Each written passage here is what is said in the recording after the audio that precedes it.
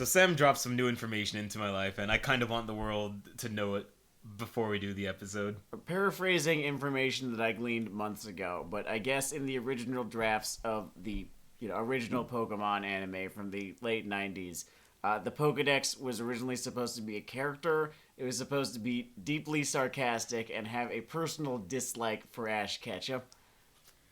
Can you imagine the life that would have added to that show? Imagine if after he said, like, Butterfree Free or some shit, it said, "Deeply impressive, sir. What will be winning with now?" I mean, yeah, it might have become a deeply beloved franchise by millions of members of our generation if they had done that. Listen. You can change lives or become a generation-defining thing with your own theme park, or you can impress. Wait, they've got a theme park? That's sort of like a walkthrough thing. It's better than nothing. Or you can impress Dennard T. Dale. I swear to God, almost more so than Disney, Pokemon has enough shit associated with it for a really fucking kick-ass theme park. Imagine, like, a Dragonite indoor roller coaster. They went in like, a la Peter Pan's Flight. They went in by default with over 150 character designs. I hope they have some grist. There's so much shit that you could do. What would I want in a Pokemon theme park? I want park employees dressed as various teams based on the part of the park you're in. I like that idea. I know. I like the idea of having, multiple lands, a la, Disneyland or whatever. And, you start out in Kanto, right? Mm-hmm. And then, over one way is going to be Sinnoh. And, there's a whole bunch of, like, fake snow all over the place. And over in the other side of the park is Hoenn. And there's just trumpets blaring from all the speakers. There, you guessed. Well done. You win.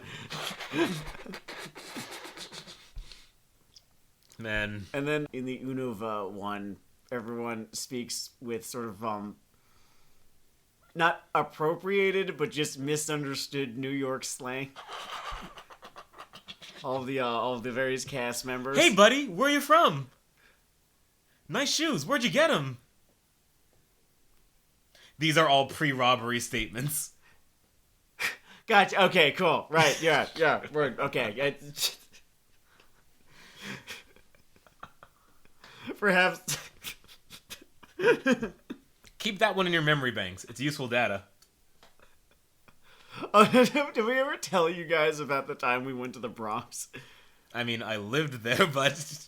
Well, no, I mean, that one time when we went to the Bronx. That was good. It was my birthday, and we went to Arthur Avenue to go to one of the really nice Italian places out there. And on the way back, what happened?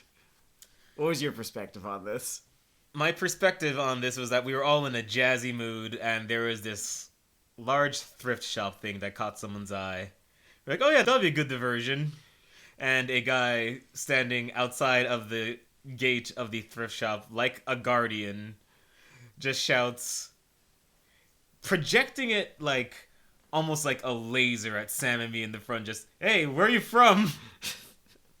And we were targeted as the front of the pack, and without discussing with the others, just bent left into the subway station, possessed by the gods of cowardice.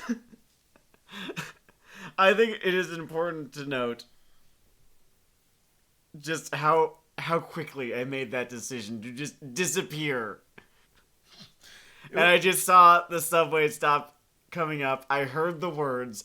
And this entire summer, Dennard and I had just been saying where you're from whenever we were playing video games and we were delivering a beating or getting a beating delivered to us or witnessing a beating being delivered to anyone, from anyone, in any context.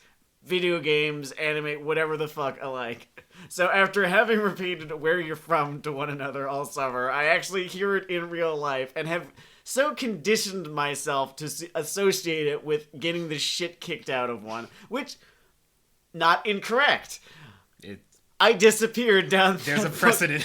Disappeared down those fucking subway steps. Great. In short... There needs to be like some kind of version of Schoolhouse Rock for this shit. I feel like children need this information. I'm also pretty sure he wasn't talking to us. That would make it even funnier. We never stopped to see. We never stopped to confirm if he was talking to us or someone else. Yeah, we really did not leave much room for that situation to evolve or change. No, I could have found out.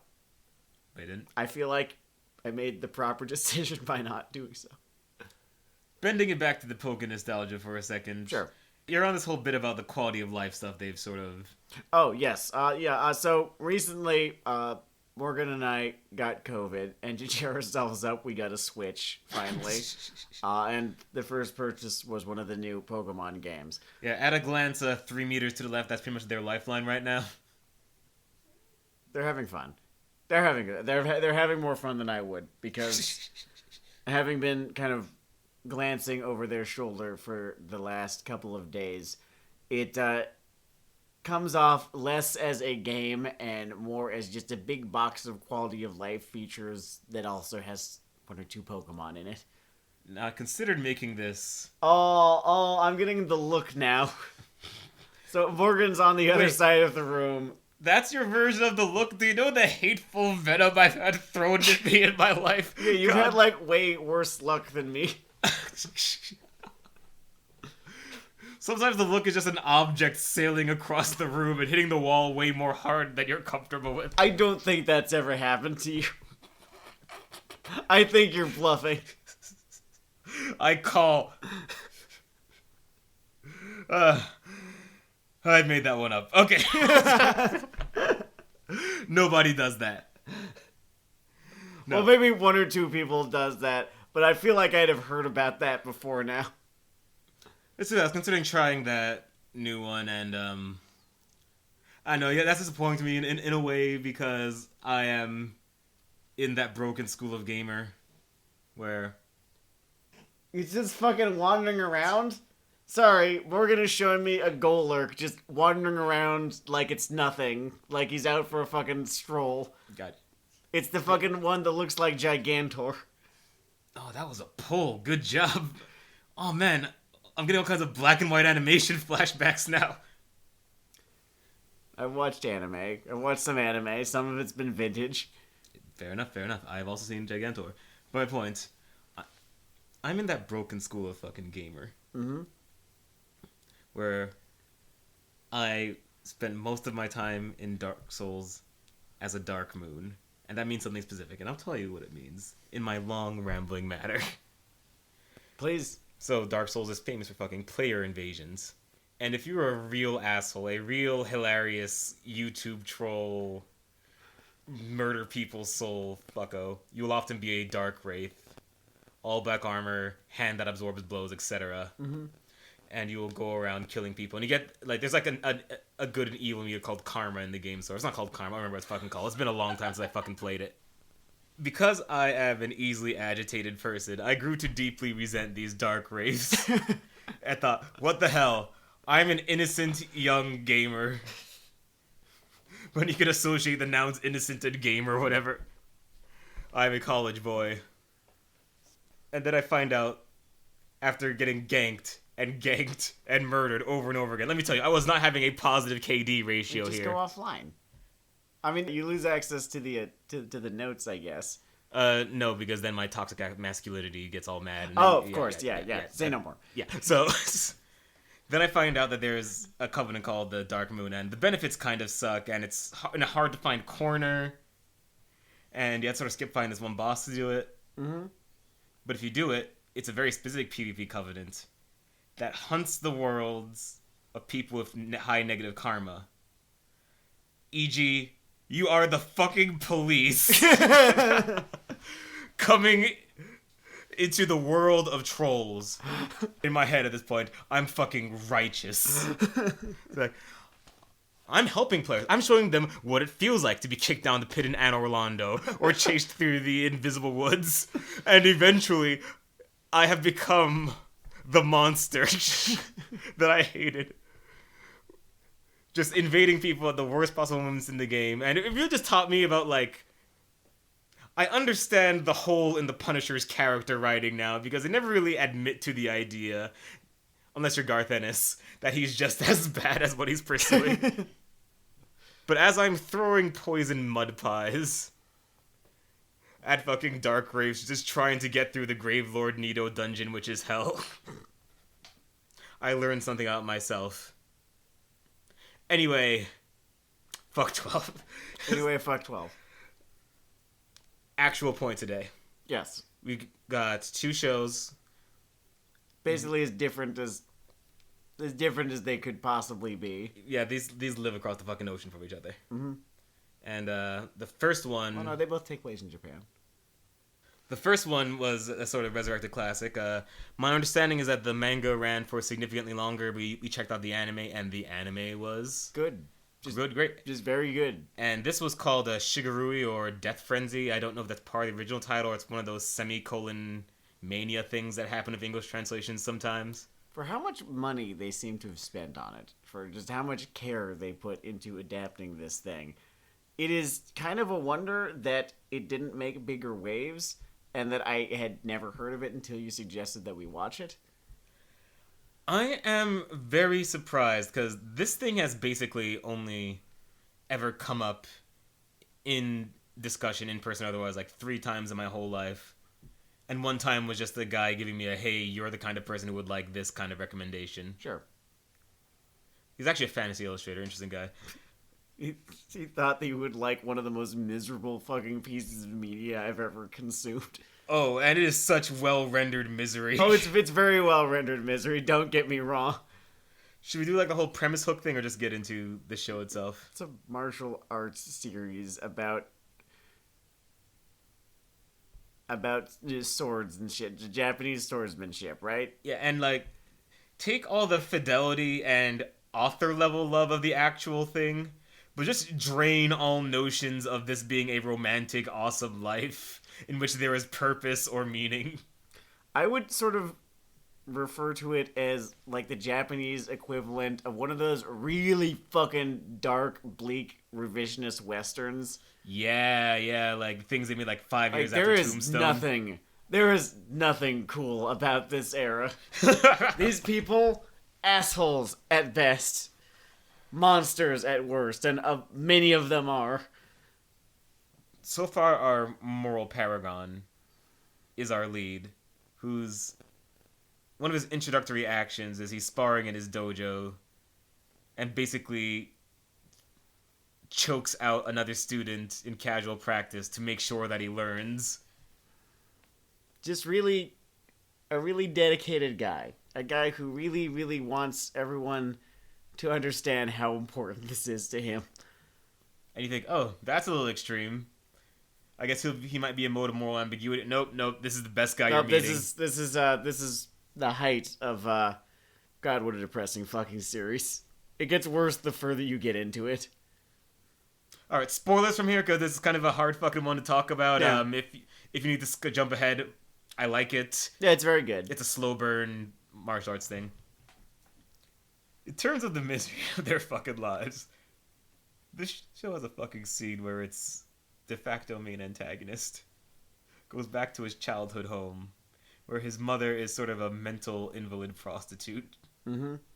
And he has flashbacks of his upbringing with her, but he still loves her all the same, and murders her ass to cover the tracks of his scheme to become like a small dojo chair in the middle of nowhere.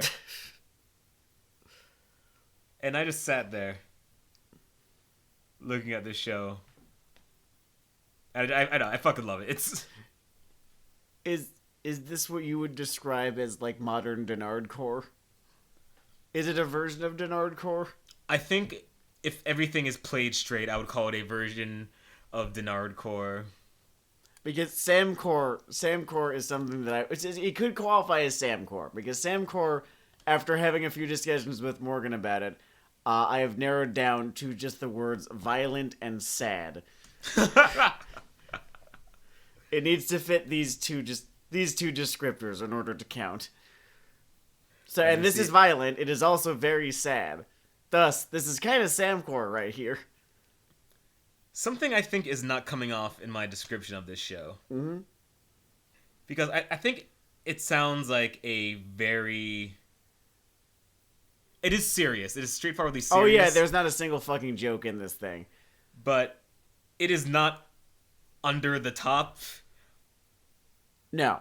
Like, our main character, again, riding the spoiler train, becomes a one-armed swordsman.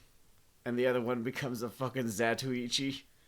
And they are fixated on techniques in a way that is simultaneously a more disturbing and coked out, but it has that sort of Rurouni Kenshin kind of approach to like describing sword techniques and how they work and what they mean. It's very clear that they were really, really into drawing musculature, specifically. Very much so. It's like if the Baki guy knew restraint.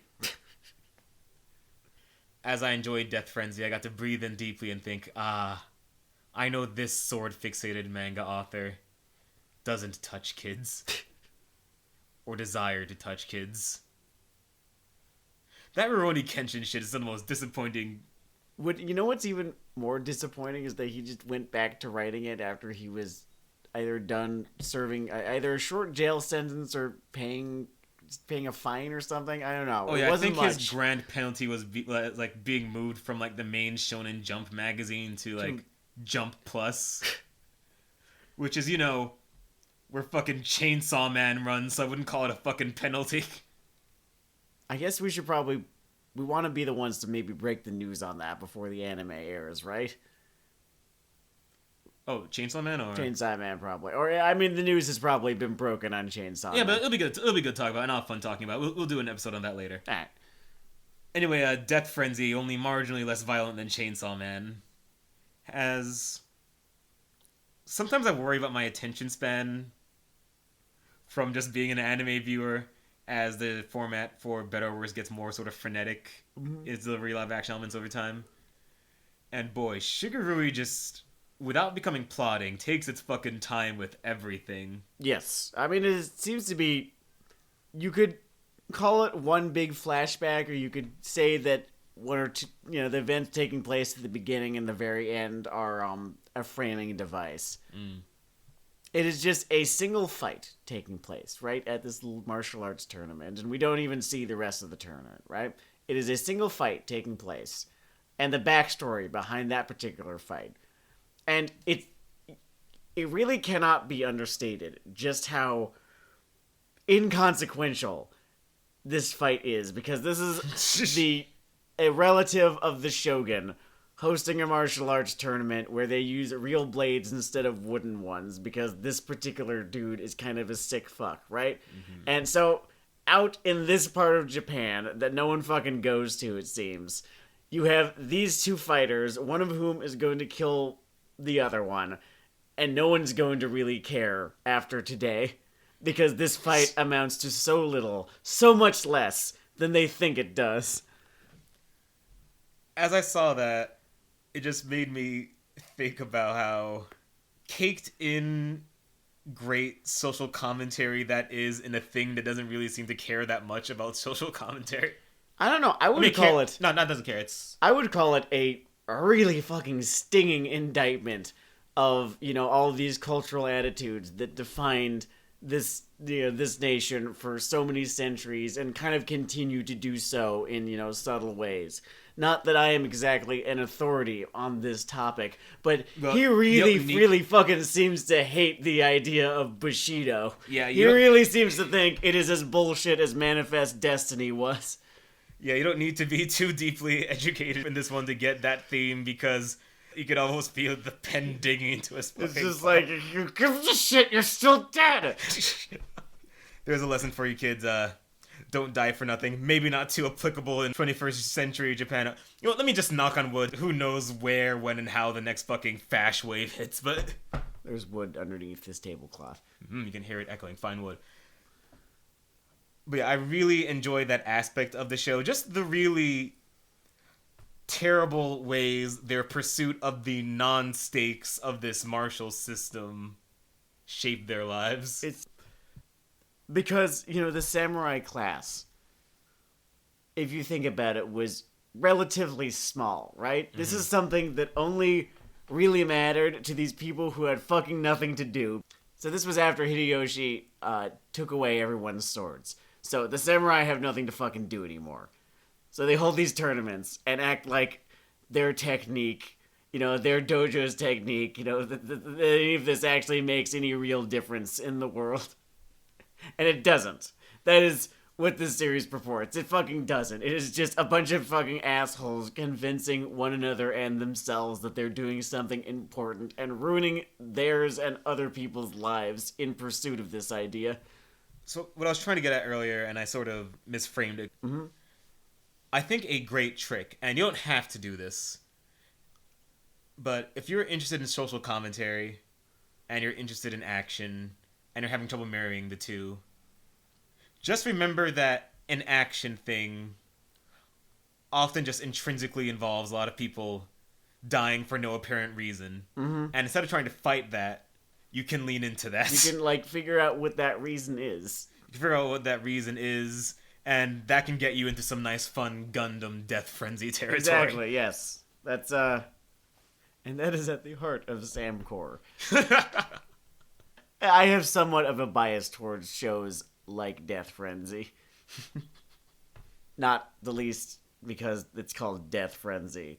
That was quite a way of hooking you in, though. You think that you're going to go for some fucking, trauma shit. Right? You're going for some trauma shit, and it ends up being pretty goddamn Kino instead. I was basically expecting a period version of God of High School. Yeah, exactly. And I was very pleasantly surprised to find a period version of Anton Chigurh putting the fucking shotgun against the wall. Which, I don't know. I like finding nice things, like when nice things happen. This show is metal as fuck, by the way. We talked about that Lord earlier. One of the opening scenes of this whole fucking thing. And I don't know who this man is. I don't know if he's even named. Why he was born of steel in his blood. But the first thing he does is cut his stomach open, then walk into the scene proper and show the wound off and say, "This is what a tournament with real blades does to people, my lord. I beg you not to unleash this nightmare upon the people." And then he fucking dies. And the gesture does nothing because, establish how 13 Assassins whacked out this noble is. Yes. Also, watch 13 Assassins if you haven't. Also watch 13 Assassins. It is my favorite film by its director, Takashi Miike. If you like 13 Assassins, watch a show. If you like this show, watch 13 Assassins. Yes. Would be my cross-reference there. Well, all I can think of during this scene is this man just invented death metal 100 years ahead of time. But yeah, very slow action show, but not spared its peaks of action or pure fucking madness. No. I shouldn't even say pure fucking. I guess it's more like an artful madness. Like, it knows what it's doing. Like, there is a spectrum on the whole action scale where, like, this show is on one end, Basilisk is in the middle, and God of High School is doing cartwheels in the corner. This show feels like the answer to the question, what is the opposite of Konosuba? What is the opposite of Konosuba? And I'm pretty sure it's this. I'm pretty sure it's this. This is the closest approximation I can come, just in terms of tone, plot, sense of humor, the types of characters, just down to the pacing. The animation, the pacing, just... Like, Konosuba is on that pure 30 Rock shit. And I say this, with the understanding that I like Konosuba. I think Konosuba is very funny. It is, again, to this date, the only isekai that I have ever just purely enjoyed. Yeah, they both get the same, medium label, but it's kind of harder to find two things with a further thrown creative ethos. Though they both do have tangible creative ethoses, which a lot of fucking shows are missing. I think that a number of these showrunners, light novel authors, would be hard-pressed to be able to define that. I had my comeuppance recently. Mm-hmm. For all of the hate-watching, intentional garbage, bile fascination shit I've done. My friend came back in town and said, hey, there's a show that... He was never that guy. Like, he was always just sort of along for the ride. And I think I just over-conditioned him. Like, hey, there's a show that looks like it sucks called Is It Okay to Pick Up Girls in a Dungeon? Do you want to take a look at that?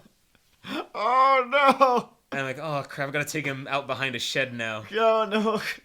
I've created a monster. Because nobody wants to see Dennard no more. We are not reviewing that show. Actually, no. I am reviewing Is It Okay to Pick Up Girls in a Dungeon. Mm-hmm. They used to do this thing to get information from people where they would take their fingernails out. Sure. And sort of leave that to fester and crack. Mm-hmm. And then they would ask you for more information. And each subsequent 10 pages from my attempt to read some of the source material was one of those fucking nails. And that's the whole review. I feel like it's easier. It is easier than people think to know the touch of a real woman. You just need to believe in yourself at the end of the day. You don't need to be watching this. You don't need to be reading this. This could belong to you. No, Sam. Isn't that trying like 4 times privilege? I swear to fucking God. Aren't you just dangling, attempting to make it happen? Like, I know that you can teach yourself social graces. It's a skill just like fucking everything else. If you can teach yourself to code, if you can teach yourself Minecraft, you can teach yourself how to talk to people and how to talk to women in general. In particular, I mean. Because that's what you're after, right? If you were a person watching Is It Wrong to Pick Up Girls in a Dungeon, reading Is It Wrong to Pick Up Girls in a Dungeon, that's the actual fucking... there's a comic. That's what you want. That's what you actually want. You don't actually want to be watching this show. Oh The show is a means to an end. Yeah. The show is a sublimation. One of the apotheoses of this. Apotheosi? Jesus, it's harder to... Apotheoses. It's like, I know the word. It's harder to say apotheosis. Shit. Apizzos for nizzos. Yeah. Is a comic. And I haven't read it too deeply. Mm-hmm. I've seen a chapter. Very poorly translated. And I will die wondering if this comic probably has a show right now. It's called The 100 Girlfriends Who Really, Really Love You. And I see that name and just the fucking high title eye filth we've injected into ourselves. I swear to fucking God, I'm gonna come around like the other end and become a fucking reactionary.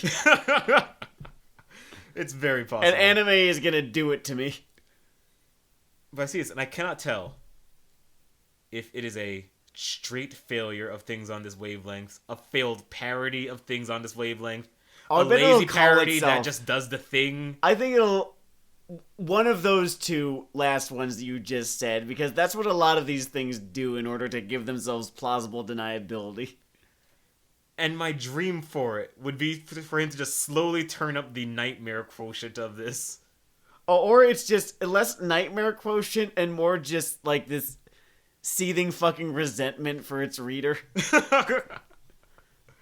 I always have. As it becomes clearer and clearer that this is a work that despises the person consuming it.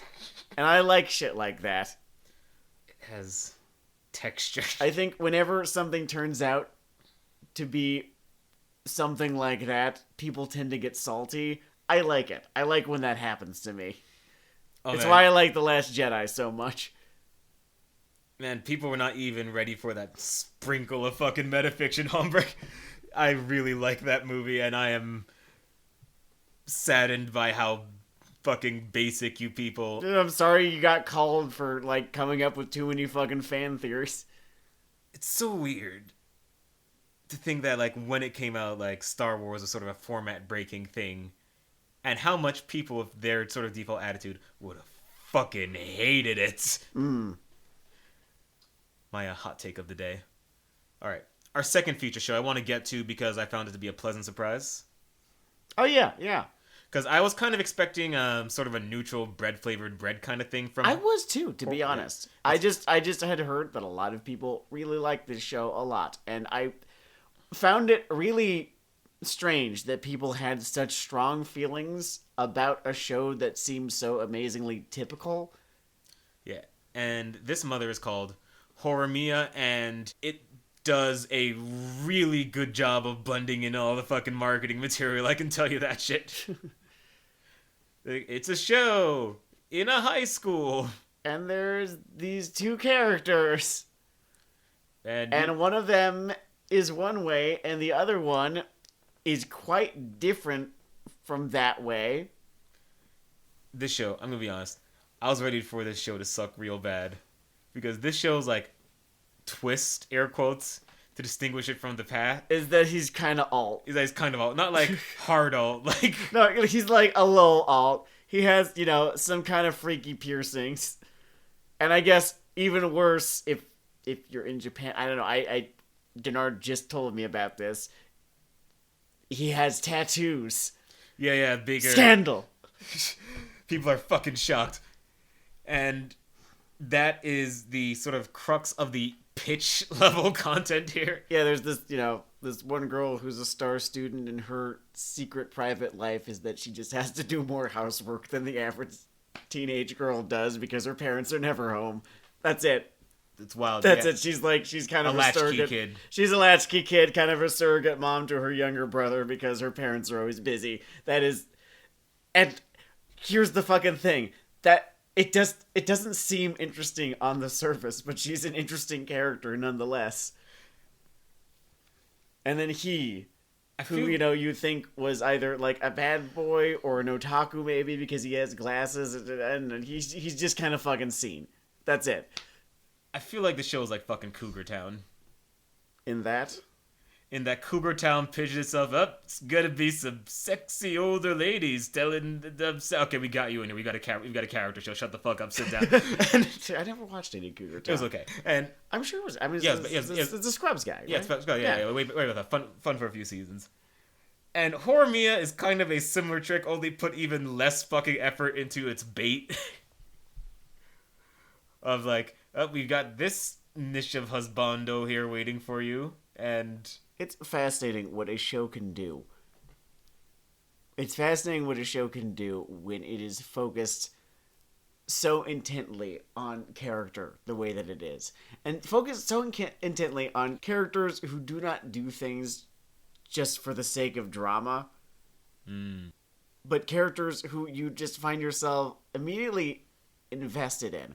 And conflicts that they are involved in tend to be resolved pretty quickly on this show, just because they are all very reasonable people. And I think that might be some of the appeal of the show, is that a lot of the time we'll watch relationship shows with idiot plots full of people doing stupid things because no one bothered to stop for a couple of seconds to figure it, this is kind of weird. I wonder why someone would do it.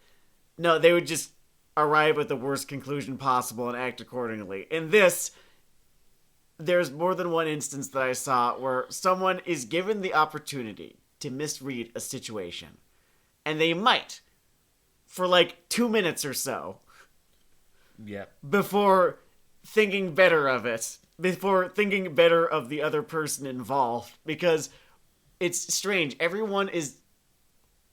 You get them. You like them. You kind of want good things for them. Horimiya on the character front basically trades heavily in two strengths. It keeps a sort of focus on like warmth, and a lot of shows go for it, and it may even just be that it doesn't turn it all the way up to 11, but it definitely wants to build that sort of here you're home kind of feeling.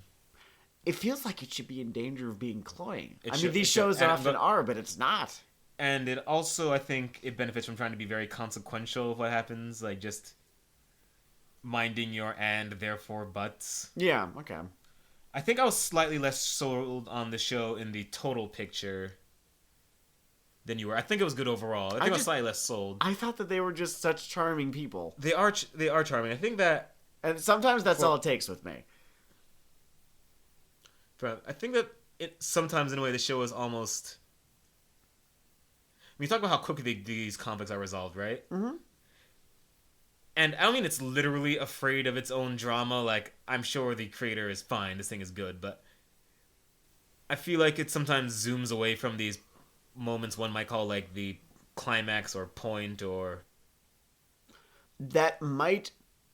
I'm gonna speculate here. That seems to me like it's more a product of the format that it's being adapted from, because this was a young coma. Oh, this is a 4-panel? Yeah. Fair enough. So this was a young coma webcomic. This is basically questionable content, except it's not boring. When you can't write plots, so you add robots. When you can't. No, I can't make that joke. Can't make that joke anymore. Sorry. You're off the hook, Jeff. Run free, Jeff. Run free across the Serengeti with your 2 intact hands. I just told you that you couldn't make that joke. I disavow myself of that joke. That was a Dennard Dale exclusive. It's about to be a Dennard Dale excluded.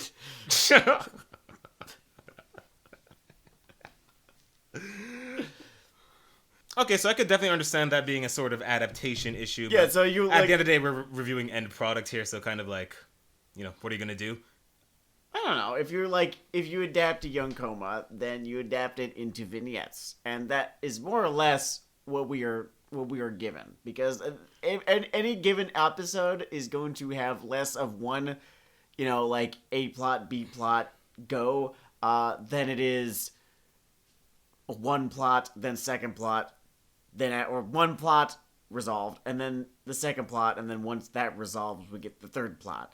So I think that maybe a directorial mistake, or actually, no, let's not even say mistake. Let's just say not my taste. Okay. Is that all right? So that's sort of the underlying structure, but they sort of try to mask it as a continuous thing, and I think that hurts the presentation a bit. I don't think that they Like really it- needed to break it up into chapters, because No, it no, seems like, I know, like what's missing? Just chapter headings? I don't know. I it think had just anything. maybe I just want them to truly live as vignettes, or maybe I just do want the little dramatic or comedic piece to live out longer. But maybe that's asking to change the soul of the thing, which isn't really the way you should approach criticism. You know what it reminded me of? In a very good way. It reminds me a little bit of Kikuchi Goto in the way that it conducts its sort of vignette-style storytelling. Yeah, and I guess I felt Kikuchi Goto had more success with it, though I'm intensely biased to the Sayonara Zetsubo Sensei man. It is this, yeah, that's him. It's basically the same character at times. He's happier. He is happier. I like him because he knows the joke. The joke, that one joke I tell forever. Oh, man. But Horimiya is definitely a dark horse kind of show that I'm going to keep watching would it. define it as a show that did more than it had to. And I was just charmed by the principal core couple. Honestly, more by the girl than the Oh, just guy. alt lad. One alt lad who is... He's alt. He's alt. He is as much of a character device as a Pokedex, and I'm kind of okay with that just because the other half of this pairing is working, and I guess as long as someone's ready to take the fucking hot tag. No. I think he deserves more credit. I've been there. That character, I've fucking been there. There was a scene that I found immensely fucking affecting, right? Where, he's sitting there. We get basically flashbacks, right? Of him not even fucking, the various teachers throughout, his schooling be like, okay, everyone group up, and him being like, oh, God. Not even fucking trying, right? And then ending up, of course, the one person not in a group, once all the groups have sort of coalesced as they do, whenever a group project is assigned in grade school. And then, here we are present, and the teacher says, okay, everyone group up, and he's just fucking sitting there. Like, oh, this fucking shit again. And then, the three other, principal characters, thinking literally nothing of it, just, like, push their desks up to his, and like, okay, cool, let's get started. Because, they have, he has recently befriended these three characters, and it touches him in a way that he was not fucking expecting. I loved that scene in a way that I was not expecting to. I enjoyed that scene a lot. I guess my problem would be that I would call it sort of the peak of what we get from him, and maybe he doesn't always deliver on that wavelength. But that is... I don't know, we're only a few episodes in. Fair's enough. And that was, I want to say, the last episode with him, or the last episode of this that we watched before recording. I am hooked enough that I'm going to keep watching it. There's this archetype by that keeps on popping up. It's like when you notice a word for the first time, you just see it everywhere. And I thought it was an anime thing, but I saw it pop up in some Western shit too, and just... I am terrified by this archetype of younger sibling trying to get the main couple to screw. It is... Like, are you a ghost? Am I going to find out you've been dead for 10 years? It really does seem like a product of the fact that most writers are adults. And so they'll be able to take a young character and do basically whatever the fuck they want to with it. With them. If you ever want to cancel Weeaboo Hell, I can tell the stories of the dating advice I've gotten from my siblings. I feel like this has come up on this program before. I question my genes. I question this planet. Anyway, 2 strong positive recommendations this episode. Horimiya is a good time to elevate a good mood. I am convinced that it saved at least 3 people from fucking outright madness throughout this interval of history. Absolutely. It definitely, after sickness had turned to why am I still fucking sick, had turned to this isn't my fucking fault, to this is someone's fault. This show did a very good job calming me down. And that's nice. And Shigurui Death Frenzy is a simultaneously meditative and explosive show. You could, like, watch it in a weekend, and it'll kind of ruin your weekend, but you'll look back at it fondly. Yeah, and it's in that just vein of, like, dark history action stuff that I always enjoy. Yeah. I always enjoy. It's one of my favorite little scenes in comics. I think I just love these shows that have, like, this... comics or otherwise. I fucking love Gladiator, man. Yeah, comics or otherwise. Like, a lot of strong novels, too. But there's a specific manga thing of, like, these shows that have this granular approach to the history and the characters, and then this coke addict attitude towards the action. You're about to start talking about Kingdom, aren't you? No, I'm about to start talking about Vinland Saga. Oh, Vinland Saga. Okay, sure, yes. And I really enjoy that. All those. I'm told I should read, there's a French one, Versailles something, whatever. There's Golden Kamui. Check that out. We should fucking do Golden Kamui. We'll get on that business. I watched some of the anime. It was okay. We should check out the manga. Alright, well, until then, this has been Weeaboo Hell. It is Weeaboo Hell.